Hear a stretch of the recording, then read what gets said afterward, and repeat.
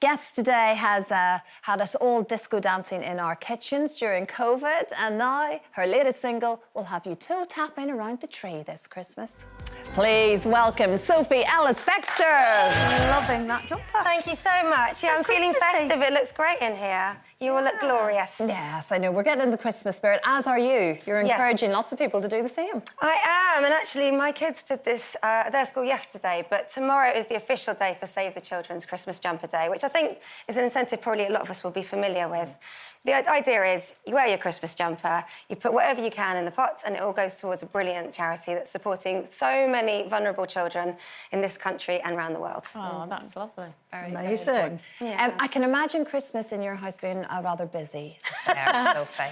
Yes, I have 5 children, and we also host Christmas, so we have my mum over, my brother, my sister, her husband. There's a new baby niece. There's Richard's folks, his brother. It's loads of us. Do you cook? I don't even think that's Christmas Day, to be fair. I think it's just like that's just a normal day. That looks like a birthday, judging by the cake. Exactly. Who does the cooking? Every day is Christmas. Who does the cooking? Actually, Richard does the cooking. He's really good, and I used to do it, and I used to get very stressed, and I couldn't delegate. And he's much more chilled. And I don't know about you guys, but if I cook for the kids and they reject it, it's like a little stab in the heart. Personal. Whereas he can sort of say, okay, what would you prefer? Would you like it? Like he's like a bit more. If I cool cook for my it. kids and they reject or they accept it, I think they're just lying. trying to keep the worst cook in the world. You can't be. I swear to God. We saw your new single there, Time, which is sort of ties in with Christmas, doesn't it? And all those lovely photos of you and Richard over the years. Yeah. Do you work hard at making time for each other, having 5 kids? I mean, it must be hard, right? So... Well, you've kind of nailed it, really. That's what the song was all about. It came out when I was writing it last year, when I was in the middle of being spread very thin. It was a glorious year, but a really busy one. And I was thinking, wow, the one thing that is so precious is the thing I don't know how much of it I have, and that's literally the time you spend with people. So that song is like the beating heart of the album. And then when I was singing it on tour, I was thinking, this is the sentiment for Christmas, you know, when we want to be with people we care about and you want to see your friends and your family and slow down a little bit. Yeah. So, that's what and the album Perimenopause, loving the title. Obviously, there's a bit of the, like, you know, going into the menopause thing in there as well. And it's funny because when we tend to get diagnosed as women, they go, well, do you feel tired? And it's like, well, yeah, I've got kids. Of course I feel tired. For decades, actually. Yeah. So where are you in your menopause journey? Well, to be honest, the reason I called it perimenopause was, I mean, look, it was more because, me and all my girlfriends were in our mid-40s, all the algorithm switches towards perimenopause. Right. And I felt like my age is it's so baked into my perspective, how I wanted to write the album, but it's also... It's brilliant to be informed, but I also want to celebrate things too and remember the stuff that's joyful and fun and the things I've learnt about myself. And I like how many years have gone by. I love the fact that some of my girlfriends, I've had them for like 30 years. You know, I want to have all those ingredients in the record, and that's why I thought, well, maybe we can have a little bit of fun with what the expectation is at this time. I love that you had fun with it, because you actually very kindly sent me a copy of your album, but you accompanied it with some big pants. Yes. And a jar of pickles. Yeah, absolutely, because I really love gherkins and there was nothing, there's no more, like, subtext. Yeah. I hope you like them too. Well, there's a bonfire in my house for the pickles. They're actually very good. Yeah, they were great, thank you.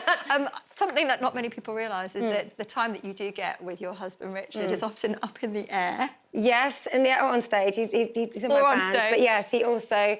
So back when he was approaching his 30th birthday, he got worryingly into golf. And I was like, that is the most unsexy thing ever.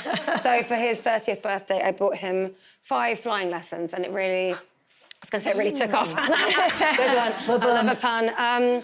But yeah, he got really into it, and now it means that, he's... And you trust him enough to sort of ferry you around? I really trust him. In fact, if anything, I think he finds me frustratingly sort of blasé about it, really, because I think it really suits him. And... yeah, I feel like he's good at it. So far, so good. It's a good way to nip a ride, isn't it? You know what? It's actually been brilliant. And it's even been... When I was doing Strictly, he flew me up to Blackpool. So, you know, it has its... Wow. Oh, my God. You're so rock and roll. It's rock and roll romance. He can cook, he can fly. I mean, come on. He's musical. I'm so depressed sitting out. I can't even find someone with a bike.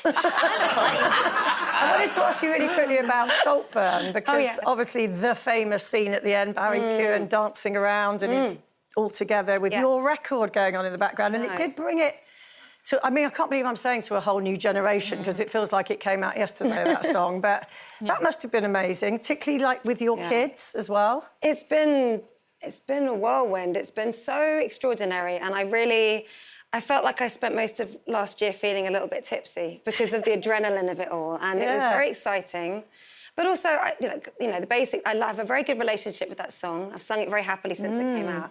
But also, I just love the fact that sometimes really unexpected things happen in my career, and I think you've just got to embrace it. Absolutely. It's a good adventure. Yeah. Well, so you saved a lot of us during COVID. You are the queen of kitchen disco. I'm putting it out there. I have got a karaoke machine in my kitchen ever since then. I'm not actually joking. What's it's always on tune? I can't even start with my list. Sophie, we've had I've had this conversation. She can't nail down a song. Yes, but I loved what you did. Sophie, we love you as well. Thank you so much. Thank you.